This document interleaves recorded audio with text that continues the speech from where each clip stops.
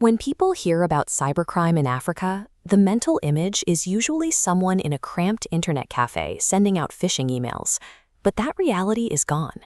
Today, the operations driving this fraud look a lot more like a Fortune 500 data center. Across the continent, an enormous digital expansion is underway. 1.1 billion mobile subscribers are now online, creating a massive, highly connected attack surface for digital criminals.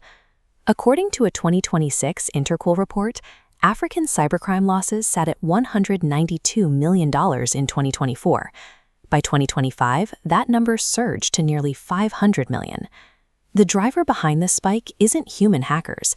Exactly 55% of these offenses are powered by artificial intelligence. These AI systems operate continuously, launching attacks at a scale and speed that local law enforcement simply cannot match using traditional policing methods. This localized nuisance is now a borderless arms race. Syndicates possess a clear technical advantage.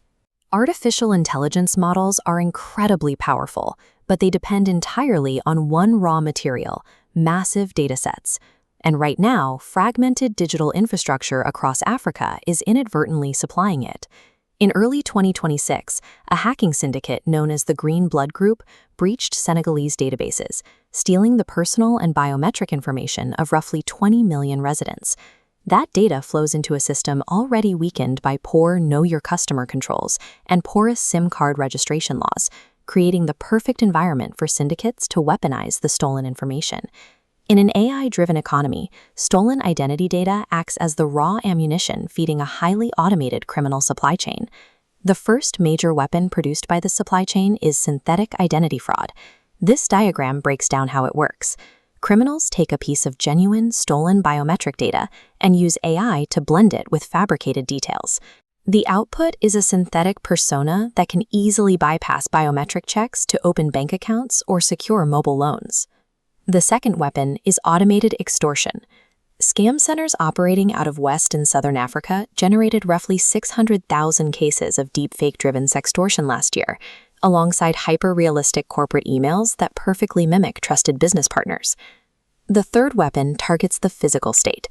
In August 2025, a massive AI-driven ransomware attack hit the Nigeria Customs Service.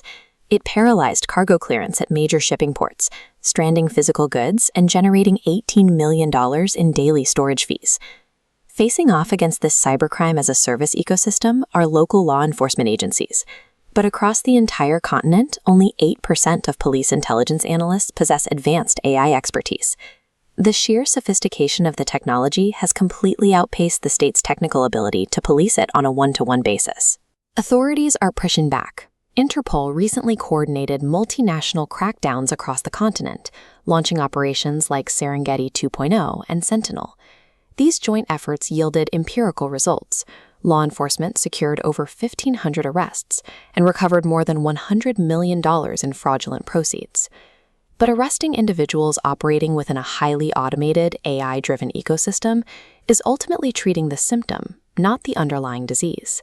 You cannot solve a systemic infrastructural vulnerability simply by purchasing new cybersecurity tools or locking up the local operators of a global franchise. The true battlefield is found in state governance and institutional policy, not in lines of code. This billboard from the Nigerian EFCC represents the type of high-level institutional pushback now required.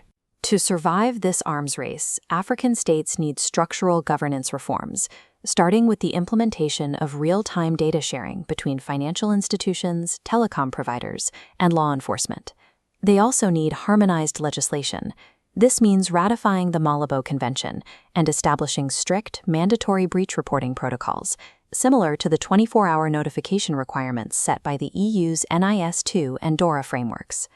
When artificial intelligence can manufacture a flawless human digital identity, the only effective defense is securing the state governance surrounding that identity. Without those structural reforms, last year's $484 million in losses will become the permanent floor.